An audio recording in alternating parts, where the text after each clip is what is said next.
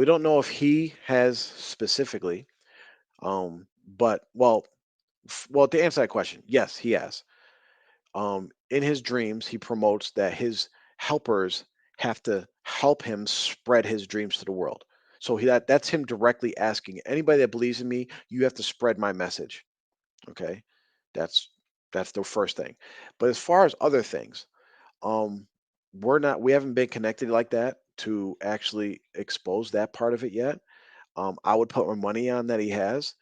We have testimony from people that have said like they've bought him food, right? We have videos of him there. They went and took him shopping to buy a suit so that he can give his little speech at those little staged conferences that they're having.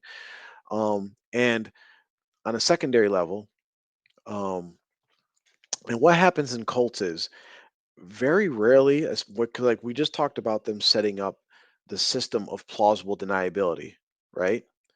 Set up the plausible deniability. Now, when you have that system set up, the actual leader or leaders of the cult don't actually have to ask their followers directly for anything. It's going to be the henchmen, right? The deputies, the people that are in the middle. They're going to ask their people for stuff. That way, the people could always think of the leader in good light. So if they ever push the boundaries and say, like, for instance, because what happens is the leader tells his deputies, I want XYZ. The deputies then go to the followers and say, hey, we need XYZ. That way, if they ever ask for too much, then the followers are going to blame who? They're going to blame the deputies. They're not going to blame the leader.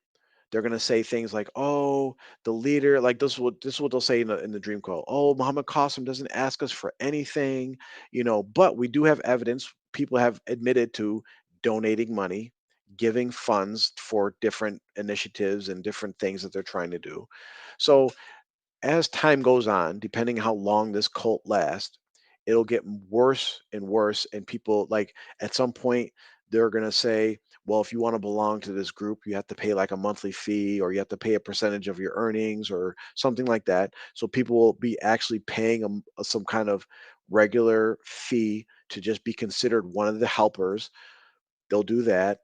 They'll start doing donations, like requests, like drives and stuff. Oh, we're trying to buy, whatever, whatever. We're trying to buy a new website, or we're trying to buy or publish this book and this and that. And we need money for it, and they'll go to their helpers and people that believe and say, hey, can everybody donate $20 or $30 or whatever?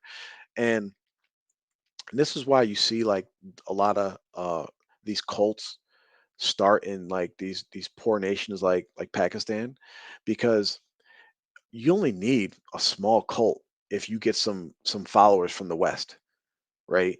Because the difference in the dollar is so much that you can really live a rich life in Pakistan just by getting a few dollars from a handful of followers that live in America or in England.